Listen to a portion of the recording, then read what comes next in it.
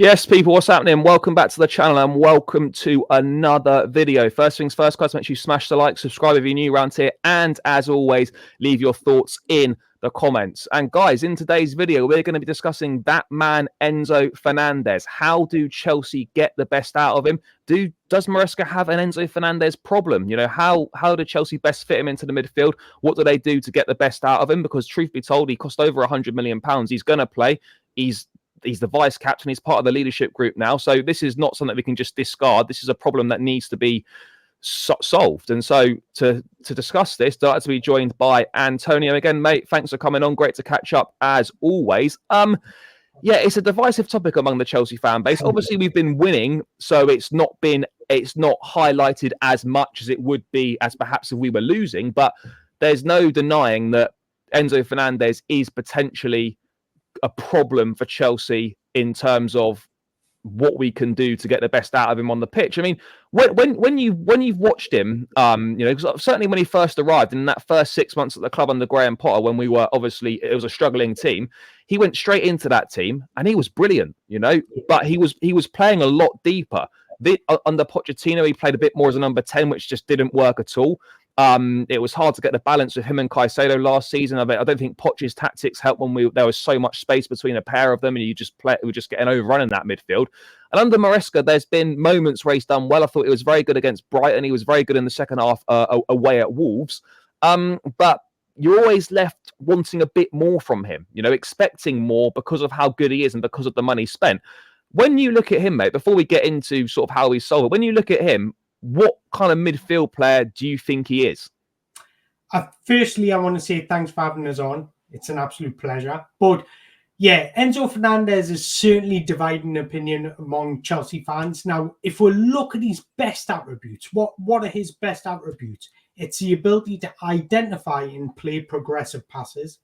Now, to do that, you need to be slightly deeper. So I see Enzo Fernandez best position is centrally in a deep line midfielder role, where he's got the ability and the vision and the ability to execute those progressive passes, because that's naturally his best attribute. Yeah, no, it certainly is. I mean, there's so many options there. Obviously, him and Caicedo are going to play both games, whether people like it or not. They cost a lot of money, and there's pressure from above to play those big money investments. Look, they're obviously two very good footballers. But when I look at Enzo, right, as you rightly say, there's no denying this is not about whether he's a good footballer or not. This is about how to get the best out of him at Chelsea and how to set the team up to get the best out of him. You know, if you've got over £200 million worth of midfield player, you're going to be looking to build the team around that. You know, that's just a natural expectation. But it's for me, I look at it and I think, right, okay, he's very good at the passing.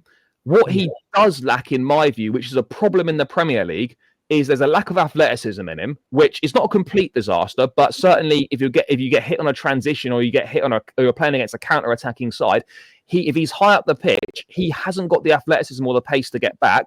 And I also, particularly in the Maresca system, off the ball, out of possession is so important under Enzo Maresca.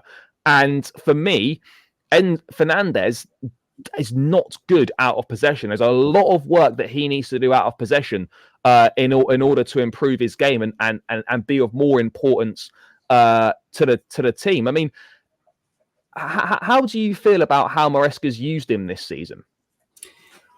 It's difficult because I understand what Maresca's trying to do, get that inverted fullback inside, which complements Caicedo, and therefore it naturally limits the space Enzo Fernandez can occupy.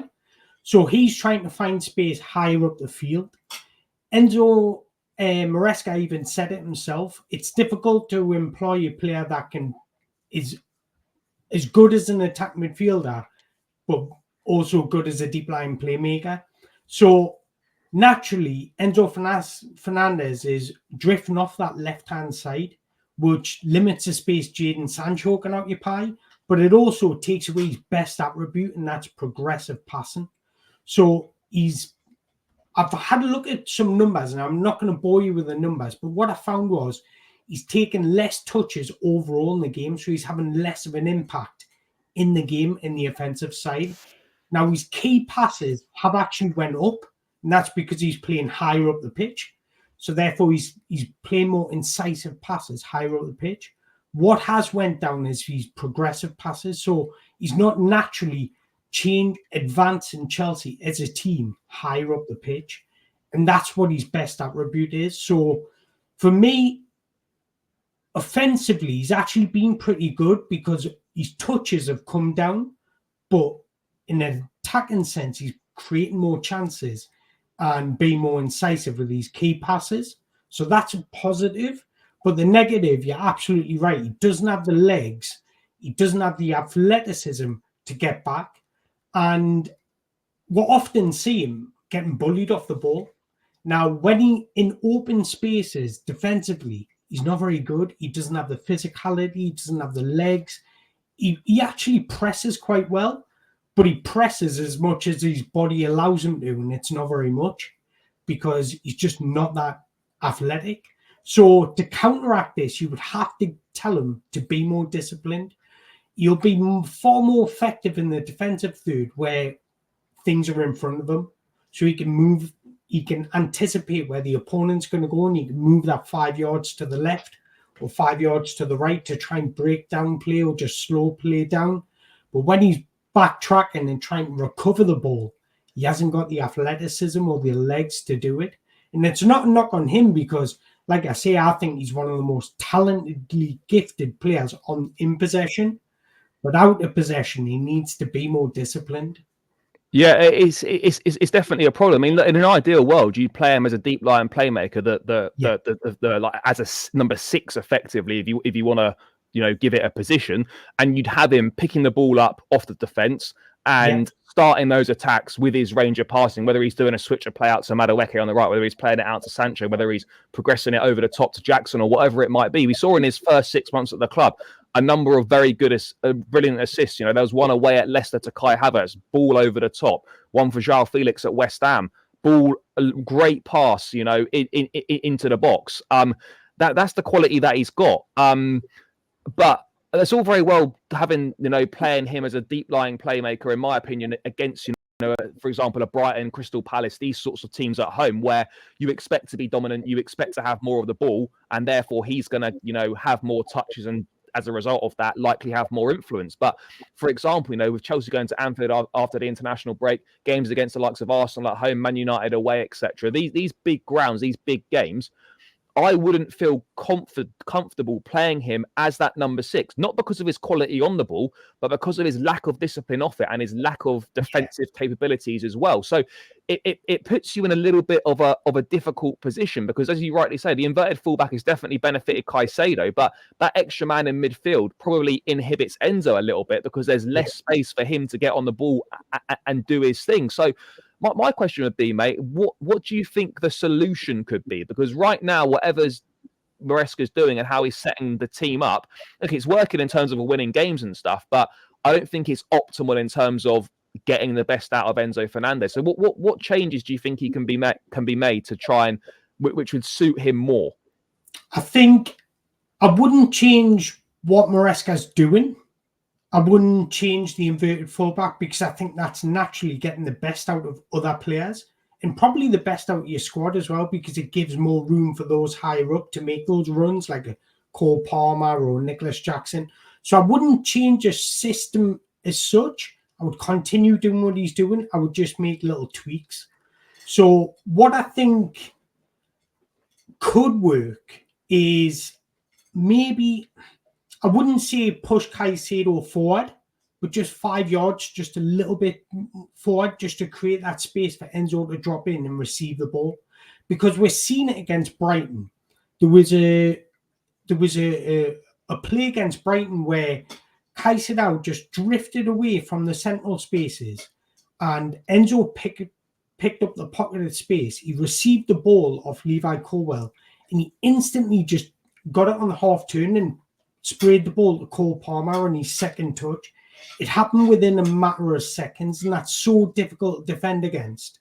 So maybe Caicedo just being a little bit more smart and trying to peel away from the space so Enzo can drop in and receive the ball. because this season his touches in central areas have decreased to what it was last season. So not only is his touches overall, but his touches in central areas. And Enzo Fernandez is at his best when he's centrally. Yeah, no, I agree. One thing I noticed against Nottingham Forest and was obviously he was playing as more of an advanced number 8. And he was, filling that left half space as such on the pitch. And like every time he got forward, particularly in that first half, a lot of the ball was going to Sancho, a lot of the ball was going to Madueke. There was every time you get in wide, there was only Nicholas Jackson in the box. There was no presence in the box. And if you're playing in that advanced number 8 position as a midfield player, we had the best to ever do it in Frank Lampard, And I'm not asking Enzo Fernandez to produce Frank Lampard numbers or do Frank Lampard things, but when you're playing in that position, the expectation is that you're getting into the box, you're there on the edge of the box, so there's a cutback available potentially or whatever. I just feel that when he's played that advanced 8 position, like against Nottingham Forest, he wasn't getting in the box and he wasn't getting sort of on the edge of the box, making himself available or getting himself into perhaps a dangerous sort of shooting position potentially. So, I mean, do you think the attacking side of his game, not in terms of his passing, but in terms of his threat in the box and things like that, is that something that needs to be worked on? Definitely. His shots have actually decreased this season as well, despite him playing a little bit higher up. So that is something that's going to have to be worked on. Now, what I would like to see him used as is a box crusher, somebody that arrives in the box extremely late, picking up second balls, picking up loose balls, kind of like can remember when Gundogan in his first stint at Man City, similar to that sort of role, and I think Enzo Fernandez could suit that. Now at the minute he's using that left half space to underlap Jadon Sancho, and I don't think that complements either him or Jadon Sancho. So if you look at Jadon Sancho's game, he's more of a pass-first player. So he wants bodies runners, but he wants athletic runners. And when Enzo Fernandez is trying to get beyond the back line, he hasn't got the pace or the athleticism to create that separation. So when we're seeing it against Brighton, when we won the penalty, he was far more effective when Jadon Sancho played a 1-2 with him. So Jadon Sancho became the runner. When you try and get Enzo Fernandez becoming the runner, it's far more difficult for him. Yeah, he needs runners around him, basically, effectively, to sort of get the best out of him. He's still a young guy. There's still a lot of development left in his game. And look, I don't particularly think he's been poor this season by any accounts. I mean, granted, against Forest, it wasn't a particularly good game for him. But generally speaking, he's not really been a net negative for Chelsea this season. But there's definitely a conversation to be had about how to best utilize him, which kind of seems mad. You kind of think that for over £100 million a footballer, you'd be able to sort of fill whatever midfield role you're given. I know it doesn't quite work like that, but there would be that sort of expectation for that to happen. But I mean, for example, do you think we could see him, Lavia, and Caicedo all play together? Now, I know we saw it on the first day of the season against Man City. I don't think it particularly worked. Enzo would have to play as a 10, and that doesn't work. And that would mean dropping one of the forward players who have been very, very effective. But do you think it's a tool that could be utilised in certain games this season? For me, I think those three could complement each other very well. But if you play three in the middle, then you wouldn't be able to invert a fullback. Yeah. And also, like you've just mentioned, there's no number 10. There's no number 10. So you're not going to leave out Cole Palmer. You're not going to leave out Noni. And you're not going to leave out Jadon Sancho. I think those three are key to Enzo Maresca's system. He likes that because he almost gives Cole Palmer that free role. And he needs his wingers to create the width. So I think if you play the three in the middle, it doesn't really work. Although it would work for Enzo Fernandez individually, I think as a team overall, it wouldn't complement the other players. No, I agree on that. I mean, I wouldn't mind seeing a Lavia Caicedo sort of pivot in midfield. I actually think that would work very well. But the problem you've got is that I'm not saying Maresca wouldn't have the bollocks to do it. I think he would be more than happy to bench Enzo Fernandez if necessary. But Problem is, though, like the noise that creates, if it ends up being sort of 2, 3, 4 games on the bench, even if it were, let's say, it happened to benefit the team, there's going to be that pressure from above, maybe not directly, but that there's that expectation to play the big money signings and to make it work. So whilst it's great to have these expensive players, it can almost at times be a hindrance if they're not playing particularly well, because that like it's almost easier just to hope that they get played into form rather than having all the noise around sort of replacing them. But I mean, just to kind of round out on this, mate, what sort of a season do you envisage Enzo Fernandez having? This is sort of now his second full season at the club. This is really where he needs to deliver sort of a big season. I mean, do you think he's got it in him to do that? You know what I do? I think he's really talented. I think offensively, even though he's having less touches, he's still being extremely valuable in the offensive side. So his key passes are still remained consistent from last season. His shot creating actions have remained consistent. So he is remaining consistent despite having less touches. So he's still having an impact on the game. But like I say, that defensive side needs improvement. And it's hard to say because you're right. Would Maresca drop him because those powers above would probably not say something directly, but you've got to play a £100 million player. So what I would do is just have him playing 5 yards further back, have him playing more disciplined. But I would also work on his defensive body shape when he's trying to defend. His body shape can be off, which leaves him off balance and exposed. So if I'm Maresca, I would work on him individually, working on his body shape when defending. And I think just working on making little tweaks like that would just put him on another level. But I do think he can make a big impact to Chelsea going forward. He might not get the goals and assists that everybody wants, but in terms of overall contribution, if you can get him on the ball a lot more, I know Maresca doesn't play as much possession as what Pochettino does, but if you can get him on the ball in the right areas, centrally, deeper, then he can have a big effect at Chelsea. Yeah, no, I think he can as well. The quality's not in doubt. It's just, it's just a tactical setup. I mean, I was saying this the other day. I almost feel that, like, for all the money we spent on midfield players, you're kind of lacking. You're sort of lacking a profile, like a sort of a physical profile in midfield. Like, because for as good as Caicedo is, he's not a physical player. He's not someone like a Nemanja Matic or an Essien, for example. And I'm not saying that these players are out there, but you spent all this money on midfield players, and there's not necessarily a physical profile in midfield. I'd probably say the closest that we have, maybe Leslie Ugochukwu, for example. Andre Santos could potentially be suited to that role. You've got Lavia right now. He might grow into it, but he's not like I wouldn't say he's probably the most physical midfield player currently at the club, in terms of in the squad right now. But it's interesting when you look at the way the squad's been built in midfield. You've got very good players, but there is a lack of a big physical profile, which you look at, teams that have been successful. I'm not saying you can't win the league without a physical presence in midfield. I think you can, but generally speaking, over the years, successful teams have had a big physical presence in midfield. The title-winning Chelsea teams, Makalele, Essien, these kind of guys in there. Then you look at the Vieiras and whatnot. Then you look at, Rodri's a big guy. People don't think he's physical, but he has got a physical presence.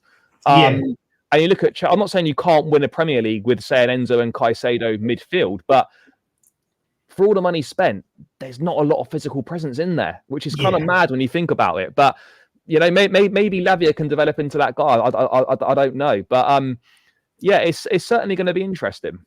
It is interesting, and you're right in what you say. You want a big, imposing. I'm just letting me dog out because she's annoying. That's all right, mate. No worries. Sorry about that. But you're right in what you say. If you look at all the, even not just Chelsea, all the teams that have won the Premier League, they've always been quite physical, imposing, very dominant on the pitch, and they've always had that spine of players that they trust. Even when Chelsea had like John Terry, for example, even at the back, they always had those people that didn't mind those physical battles. And in midfield at the moment, I know Caicedo's high on tackles, interceptions. He's playing really well, yeah. He's doing a really good job at the minute. But it is just alongside him. Even when Cucurella comes in, I love his tenacity and his feistiness. He offers a bit of physicality in there. Exactly. So with Enzo Fernandez, it is a case of you know what you're getting, sort of thing. Even when you look at him, he's not going to naturally develop those physical attributes.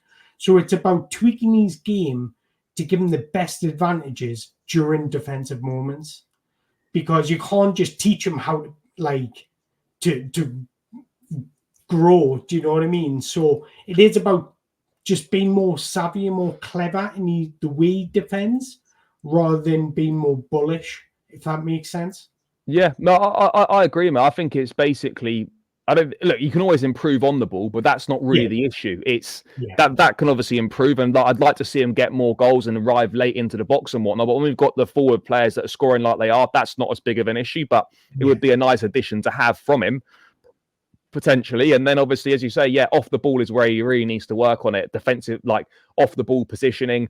No, he needs to work on his tackling probably a little bit. He just needs to work on the physical side of his game. But yeah, look, I agree with you, mate. I think whilst there are like a few issues, I think he's a top quality player there, and whether people like him or not, he's going to be playing regularly for Chelsea, and so it's in our best interest to try and find a solution to do that. But yeah, mate, thank you for joining me. Greatly appreciated as always. Guys, let us know your thoughts in the comments below if you agree or disagree with anything discussed in the video. Bro, let them know, let the people know where to find you. What you've been up to. Yeah, so I'm on Twitter. My Twitter handle's Antonio Mango 4, and I've just started YouTube as well about 2 months ago. I provide scout reports, and I've also done a lot of videos on Chelsea. So make sure you go and follow us. Just type in the search bar Antonio Mango. I'll pop up. Hit the subscribe button. I appreciate it very much. Yeah, guys, make sure you do that. Channel will be tagged in the title, so just click on it, subscribe, go and show Antonio some love, some great stuff over there. So please do go and support him. Guys, thanks for tuning in as always. Smash the like, subscribe, all that good stuff. You guys know what to do, and I'll catch you again in another one soon.